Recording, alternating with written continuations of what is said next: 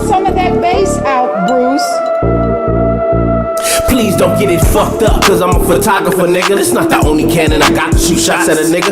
YouTube, it's me, Flora OKAMI. Welcome back to my YouTube channel. If you're new to my channel, how are you? And if you're not new, welcome back. My name is Flora OKAMI, and you are now watching another episode of Keeping It Real with Flora OKAMI. Okay, so as you guys can see in the description or in the title, today's episode is literally going to be my afterthoughts about this episode, the second episode of Baddies Caribbean that we all just saw.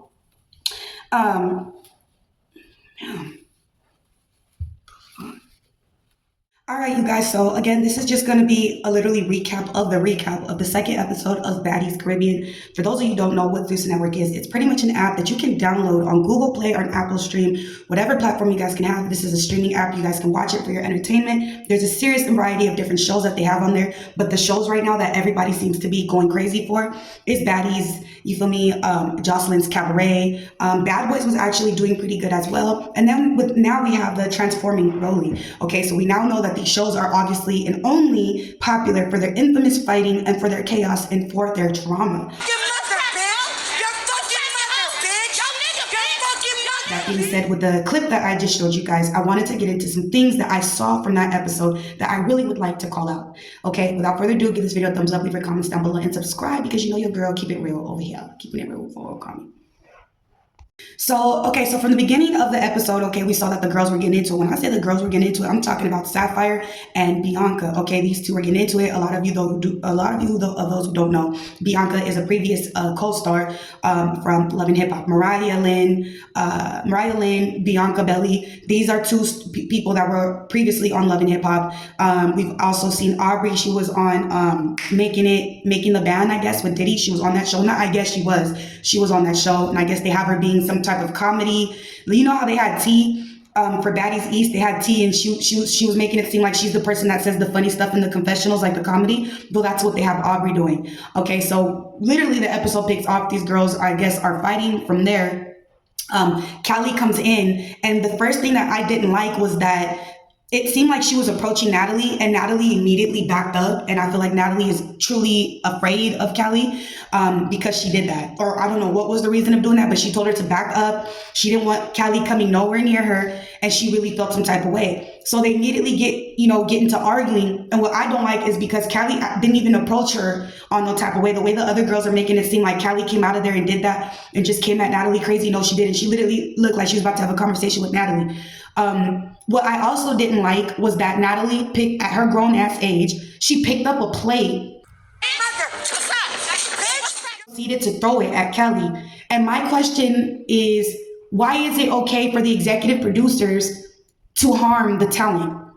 Why is it okay for Natalie Nunn to pick up a plate that could have killed her? It could have killed Callie, and it could have killed security. Why is this type of stuff okay? You know what I'm saying? Again, I'm not surprised because we're used to the shenanigans, you know what I'm saying? But I really didn't like that because, again, that was very dangerous. It was very stupid. It was ignorant, and it could have literally costed Callie or security their life, their eyes, whatever it was. I didn't think that that was okay.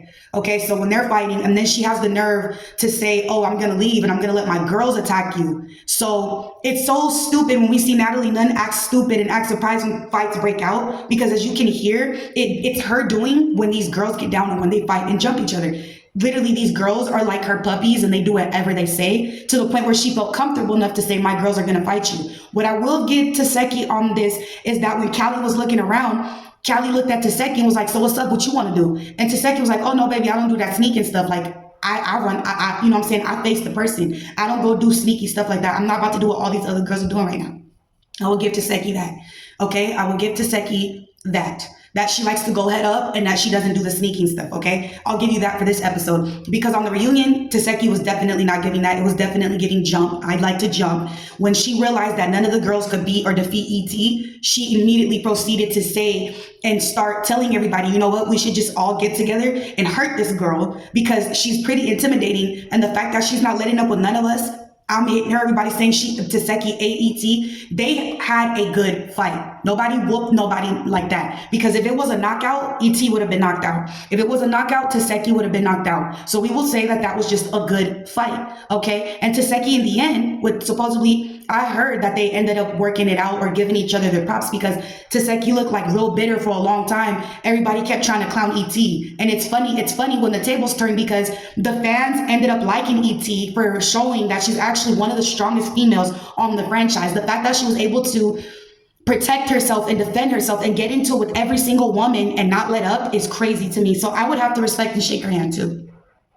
Nonetheless, I didn't like that Natalie tried to have all these girls attack Callaway and have them get into some deep stuff, okay? Jayla has been real loud, real mouthy, like she's trying to give real bad girls like she's not almost 40 herself, and she's acting very childish and immature. And I didn't like how she tried to get up and say, oh, where you pitched the tent, wherever you pitched the tent is where the circus start. Well, girl, I guess it's been pitched around you because you a whole ass circus. You look stupid. You look so stupid, in the words of Camila. You look stupid trying to get up and fight somebody that had nothing to do with you. Okay? I didn't like how Bianca and Mariah Lynn jumped on Callie for no fucking reason. You see how Mariah Lynn came in and did that shit? Why did you come in and pull her wig and start trying to jump on her? Where does Mariah Lynn getting off doing that shit? Why did she fucking do Mariah that? said, oh, it's because she bumped into me. Nobody, when people are fighting, they're not worried about that. They're not worried about the next person. I really genuinely believe Callie did not do that on purpose. And I don't understand why Bianca felt the need to start jumping in on her too. That's why I don't like, just off of the strength of that, I don't like Bianca no more. I don't like her. I cannot stand to jump a hole. Let your friend run their ones if they have a problem. Why do you have to jump in? And then you don't even know Callaway from a can of paint. So who are you to put your hands on somebody that you don't even freaking know? And look at Karma's a bitch because Mariah turned around and ended up doing Bianca, and now they're not friends anymore. They've been on Instagram or whatever on these blogs, and they've been exposing each other's business. Okay, you guys, so we have some more tea. Okay, so as I'm telling y'all, all that jumping and doing that weird shit, Mariah Lynn and Bianca eventually fall out during the season. Who knows if it's a storyline? But here's a commentator asking Bianca a question, and it says, but why was Bianca and Sapphire fighting though? Bianca responded, I was standing on business for Mariah because they tried to jump her last season and made her face bleed. She wrote me from Jamaica about how everybody was turning on her, and I didn't like that. I dislike bullies. Then she said she didn't stand on business and they wanted me to fight Asian doll after her or with her. However, I wasn't with none of that. I fight for real reasons. Gotta make sense. Truth always comes to the light though. Okay, well, if you like to fight for real reasons, why would you jump Blueface's sister? Because Mariah felt like Callie bumped her. Callie didn't bump anything. She was in the middle of a whole ass fight with Natalie. But let's continue. Another says Mariah Lynn with some tweets allegedly about Bianca Bonnie. Shout out to Zeus Network, T honey. Okay, it says Mariah Lynn put, I never fight my friends, but when I bring a bitch in, put bread on your table, have your back, don't listen to everyone else around me telling me you ain't my friend and you go do some snake shit. Now you got to run with it. Now you got to run it with me because I got a reason to F you up. She said, once I finally seen her for the snake she was, I stopped protecting her, and she stopped coming to set for a whole week. She was shook and said, I'm not fighting. She even got snuck and didn't want to fade up. LMAO, ask anybody on this season. Mariah, you trifling. You are so fucking trifling, girl. It's ridiculous. You try to act stupid in front of the whole world and play like you ain't know why Bianca and her got into it. And we just read the tweets about why y'all got into it or why she got into it with Sapphire. Okay? Like, girl, knock it off. And then we got another tweet that says, Bianca responds to Mariah Lynn recent tweets. Come outside, bring whoever. Okay, Bianca is King said, let's tell the whole story. Sorry, I don't think YouTube. Anyway, I'm going to bleep this part out. Let's tell the whole story, please, hot kitty. Because you blocked me because I didn't fight Asian. Then after you fought her, you hugged her because you scared of everybody. I'm in the city. No more Zeus, no more security, no more people you sleeping with to protect you. Come outside, bring whoever, and link me, and we can go live. Ooh. Not Mariah allegedly also sleeping with the freaking security, whoever it is, child. The ghetto. She put, Bianca is king. Well, she didn't put that. My bad, y'all. That's her name. My man is a millionaire. I don't need nobody to put money on no table for me. And my kitty cat is STD free. Why worry about me? Worry about your health, sister girl. Then she said, why the F would I need an 80-pound girl to protect me? I have sisters in real life, cousins, and B words who don't play about me. We off reality TV. Now pull up and stop tweeting. And then we got another tweet, y'all. Mariah responds to Bianca comments. It says Mariah Lynn, not the boss, because she ain't a boss, commented. B-words be talking, can't say shit about me, so they talk about this good as kitty. I can post my test results, can she? As a matter of fact, I can show her how to keep a man. Girl, you never had a man. It's Love and Hip Hop. That was years ago. You already pushing 40. When we saw you in Love and Hip Hop, you was lying about being in your 20s, but really you was 30. And you was always taking somebody's man. Okay, you tried to take, what's his name? Safari from Dream Doll, she pretty much let you have them, because have you seen Dream Doll, girl? Knock it the F off. And what good coochie? Your ass was sitting there trying to mess around with Rich Dollars, and then you messed around with another dude, 2 dudes to try to get your music out, and you still here. You on Zeus Network. You ain't touched Cardi's level, and you ain't touched Dream Doll's level. So I'm trying to figure out how you could tell any of us how to keep a man, sweetie girl. Maybe it's us that could teach you how to keep a man, sweetie girl. Okay? And it's trifling that you said you got to post your test results. The fact that you got test results tells me everything I need to know. That's what the fuck they both get, because they want to sit there and they want to jump and tag team somebody that didn't even do anything literally to them. Okay? And then Jayla tried to, walk up on freaking, you feel me, on Callie. Callie must have backed up and said, what's up? What's cracking with you too? You can get it too. And I saw Jayla back up because she didn't want that smoke. Not everybody's going to be afraid of you. Not everybody's going to be intimidated by you. And if I'm not mistaken, Jayla from freaking Houston. So I'm so happy my West Coast girl showed out. You feel me? Because it's like these hands hit different. Do y'all not see how Callie was squaring up? That's definitely Callie squabbles. Okay, it's definitely Callie squabbles. And again, shout out to Stunna Girl, because she definitely be having Callie squabbles too. For her to be that height and be able to freaking tussle with females bigger than you, I will give Stunna that. And by the way, I'm going to be talking about her in this video because Stunna Girl has a network that she's working on. And I used to have a little love-hate relationship with her because, sometimes the cameras can make people look a certain type of way. And, given the interviews and stuff and that altercation that happened with her and Rocky Bad, allegedly, just a lot of factors played into why I thought Stunna Girl was like a shiesty person. And she is still shiesty. Wrong as 2 left shoes for doing that to Rocky Bad. We can say allegedly, but whatever. She's still shiesty on that part. But as far as standing on all 10, running Animac low-key, she ran Animac she ran her away. She made Animac run away. She made Biggie run away. And y'all can't say, oh, well, she needs people to help her back her up. Okay, well, isn't that the point of being a gangster? A lot of these girls on Baddies really claim they're gangster. When it's time to play gangster, they cry. So you can't get mad at Stunna for really being what the fuck she from, what she is. And I honestly believe the tables are going to turn when all these people realize that Zeus Network is trash and they start going to Stunna's network. I hope they go to Stunna's network. I'm excited to see what Stunna has. I'll give this. Stunna is beautiful. I like her style. I think she was saying, I think she has some good swag about her. And let me tell you what also made me like Stunna Girl, okay? Let me tell y'all why my perception changed on her. Because I know a lot of people, I was one of the people that didn't believe she was married. I know a lot of people don't know how to take accountability. I'll take accountability. I thought Stunna Girl wasn't married. Okay, I thought she was just saying that to say that. And they're really married. Her and her man, they're really married. There was a live she had. She was on live. And she had got very intimate, very personal. And she was explaining her outlook on marriage, commitment, loyalty, love, and respect. And I love how she broke down, the ideality of being a wife. So just off the strength of her doing that, that's how I knew. I said, okay, they probably really is married because this girl understands marriage. And I'll give it to her and her husband, the both of them. I feel like it's, they definitely give it's us against the world type of energy. A lot of people say he's holding her back, or that she's holding him back or whatever. I don't see that. I see them as being a very powerful couple, and they just don't let people mess with them. They just don't let people try to take advantage of them. These are people who give me vibes that they've had to work very hard for, to change a narrative on how people look at them. And I love how Stunna Girl just chose to not go back to Zeus Network because it's going to take away everything she freaking worked hard for. She's not a yes man. She's her own boss. And she's actually talented. And I love how she's been able to be successful. We only saw Stunna Girl on 1 season. She was about to be on another season, but since they was playing with her money, she didn't go. And this girl goes on tour. She actually sells out shows. Again, and I love how she's an investor and an entrepreneur because with that same money that she has, she's using it to flip it and invest it into a network. She's been looking for the next newest female rapper. And the reason why she feels like the girls should come to her network is because she doesn't like how other networks do these girls.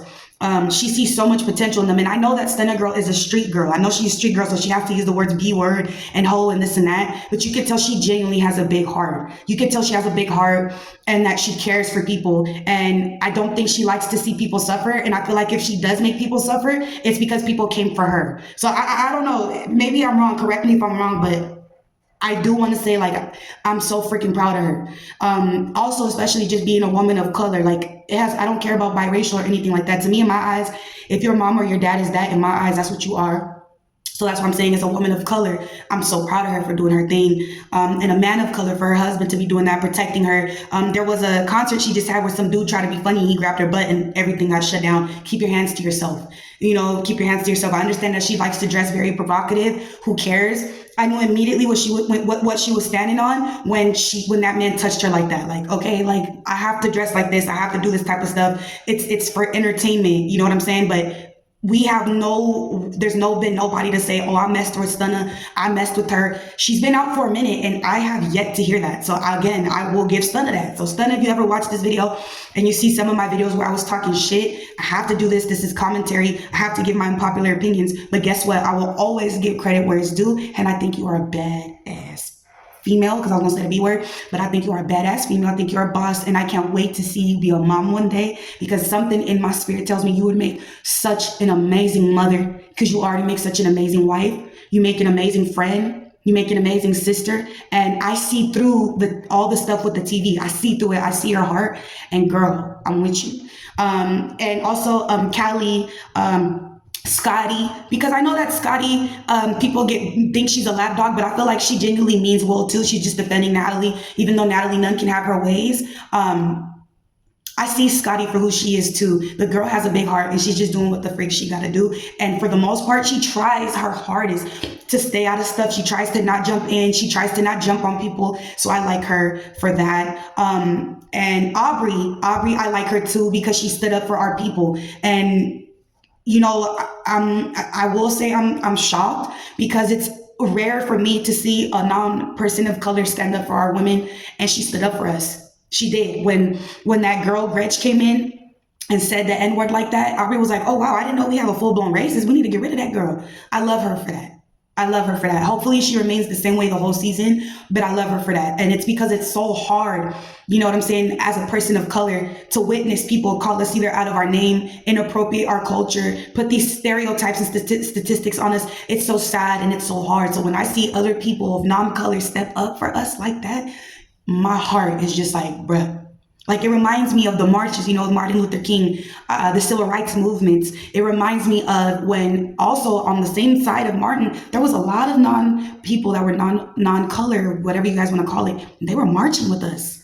They were marching alongside us. Even out here in California, when the BL movement happened, the Black Lives Matter happened, whether people say it's a propaganda or whatever, when I saw that many people join us, walk alongside us and march, despite the risks, because there's a risk when you love people like me. You're going to be persecuted. You're going to be judged. You're going to be attacked. You might get arrested. You might get, there's so much stuff that comes with it. And when I see that, when I see my people, my brothers and sisters of Christ, when I see them do that, my heart goes out to y'all. You know, I appreciate it, because it's not easy. You know what I'm saying? Y también a nuestros mexicanos y nuestros hispanos, todo lo que ellos tienen, lo que les hacen de racismo, ¿sí? Yo quiero que ustedes sepan que nosotros estamos también contigo, ¿ok? Estamos unidos. Estamos unidos. Yo sé que nos han puesto colores de café o negros, nos ponen colores, nos ponen ideas tan feos, pero yo quiero decir que los agradezco a los mexicanos, a los hispanos, a las personas que tal vez no son de color, tal vez no son afroamericanos. Mira, a la vez, los mexicanos, los hispanos, los latinos, lo que tú quieras decir, son personas de color, ¿sí? Porque ellos vienen en diferentes tonos de color, ¿sí? Entonces yo por eso digo, agradezco de mi corazón a las personas que tal vez no sean afro, pero defienden nuestra raza, nos defienden, porque ¿sabes por qué? Hay muchos mexicanos, hay muchos que vienen de japonés, vienen de China, vienen de India, de todas partes, que a lo mejor tienen un esposo o tienen una esposa que es afroamericano y tienen hijos, sí, que son afro-mexicanos. Cuando tú te metes o te cases con una persona de afro, no importa que sea mujer o hombre, ustedes van a tener hijos, y cuando tienen hijos, esos hijos ahora tienen sangre de persona afro, sí, y ahora, aunque ustedes no quieran, ahora esa persona se ha convertido en una persona de color, aunque no les gusta. ¿Sí? Yo conozco muchas personas, ¿sí? Que dicen, oh, me chocan las mujeres de color, pero se juntan con un hombre de color y luego tienen un bebé que sale de color, ¿sí? Y el bebé termina siendo afroamericano también, no importa el color de piel. Por el simple hecho de que la mamá o el papá o el abuelo o alguien de la persona de la familia es afro, ahora el niño tiene eso en su sangre. ¿A poco vas a odiar a tu propio hijo? Tu nieto, ¿sí? tu cuñado. Tú los vas a venir odiando y ellos no tienen ninguna culpa de cómo salieron. You feel me? Like, I'm just like, bruh, when it comes to that, I'm saying like Hispanics, and whether you're Chinese or you come from India or you're Japanese, it doesn't matter. You know, y'all are still considered people of color. And one thing I wanted to get understood, sometimes I know people who are actually, that cannot stand women of color. And the first thing that comes out their mouth is, I hate black women. I hate black women. I can't stand black women. Oh, your men love us better because of this and that. They don't even like you. This and that. Like, they try to put us down as if the black man they're with didn't come out of a black woman, right?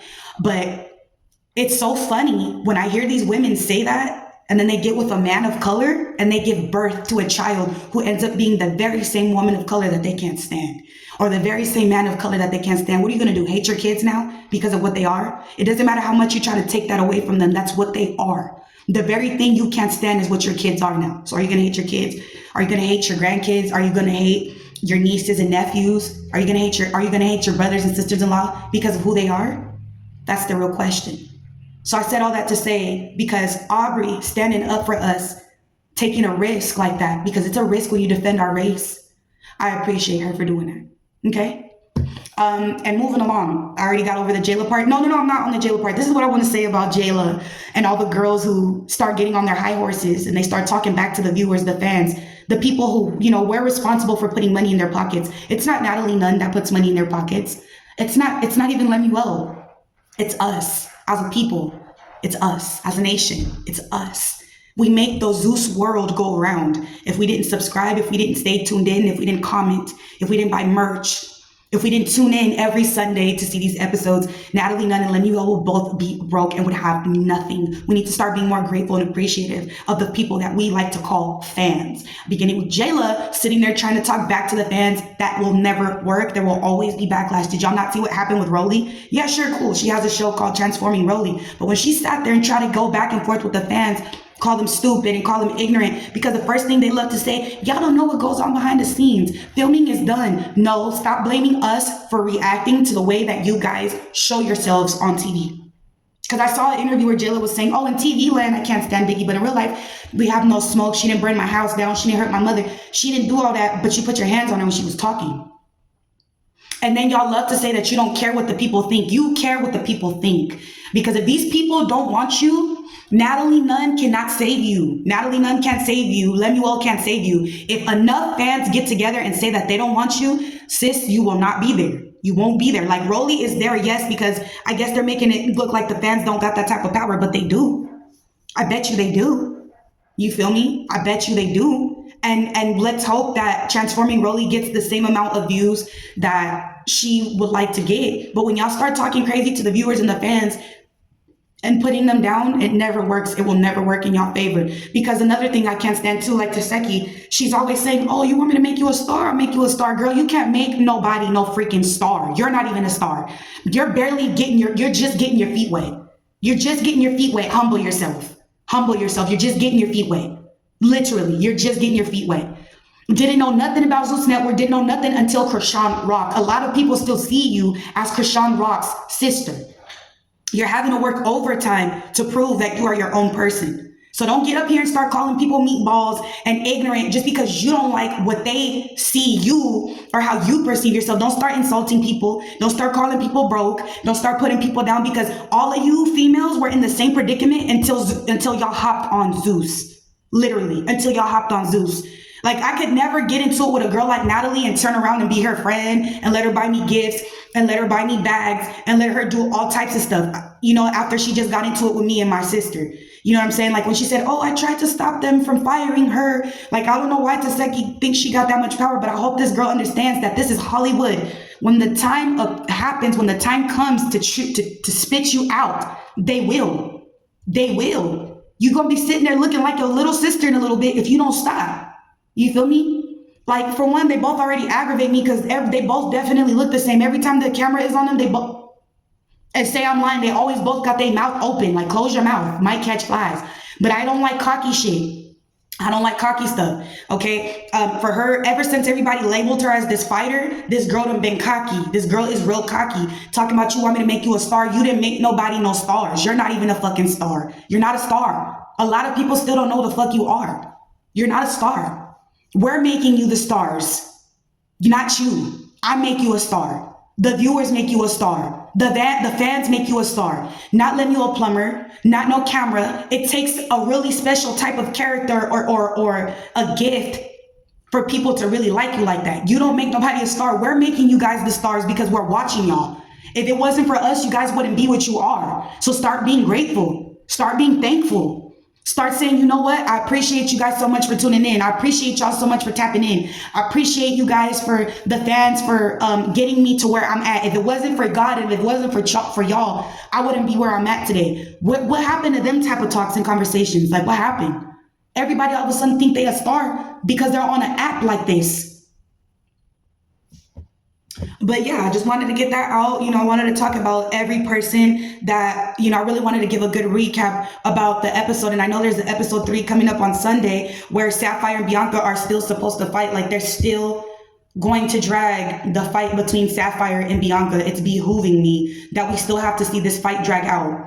Like, it's annoying. Like, I honestly hope Bianca goes home. I don't want to see her. I'm already tired of her. I'm already tired of Mariah Lynn. I've been tired of Mariah Lynn. I was already tired of her on Love and Hip Hop. I'm trying to figure out how Cardi B and all these people that made it even dreamed on. And she done downgraded all the way to Zeus Network, still having a fight, still having to do shenanigans to get noticed on TV or to get paid. Because at this point, it ain't even for clout. It's because you guys get paid. It's trifling. It's really trifling. But I want to see more of Callie. Biggie gets on my nerves too, because I don't know who started the crap between JLo or Biggie, but I don't like that Biggie do be crying a lot. She do be crying a lot. Like, you gonna cry on the season with you all the time. Motherfuckers is chasing you out, and then you want to sit there and make music videos doing the fucking shooting signs. I'm just like, now you gangster? Now y'all gangster? I don't get it. You guys love playing this gangster persona, and when it's time to get gangster, you guys cry. Always fucking crying. Steadily fucking crying, but she felt set up because she thought that the fight between her and JLo was over, and JLo still put her hands on her. She still did that. And I suggest none of you viewers even care about it, because you know what's gonna happen? The same things that's been happening. They end up, the season ends up being done, and then these girls all end up being fake to one another, and then they have each other on Instagram, and then they become friends. And now us viewers, we're sitting here like, wait a minute, what happened? And then they try to make us look stupid. They'll be like, oh, you guys look dumb. You guys look so dumb. You guys think we're fighting and we're really friends. Yeah, like, you guys look dumb. You guys look dumb because this is the narrative and the storyline. Y'all need to pay y'all rent at the end of the day. Be calling everybody broke like y'all wasn't begging Zeus Network to get on this show, to get to where y'all need to get. You feel me? But that was that for that. I really did just want to do like an after recap of the episode. I appreciate you guys so much for watching. It's your girl, keeping it real, for OKAMI. I will see you guys in the next episode. Pull some of that bass out, Bruce. Please don't get it fucked up, cause I'm a photographer, nigga. This not the only cannon I got to shoot shots at a nigga. ZMP, bitch. Ain't no one man above the group. We all bosses. We grew this shit from the roots. You might think that I'm a strange nigga. Ever since my mama passed,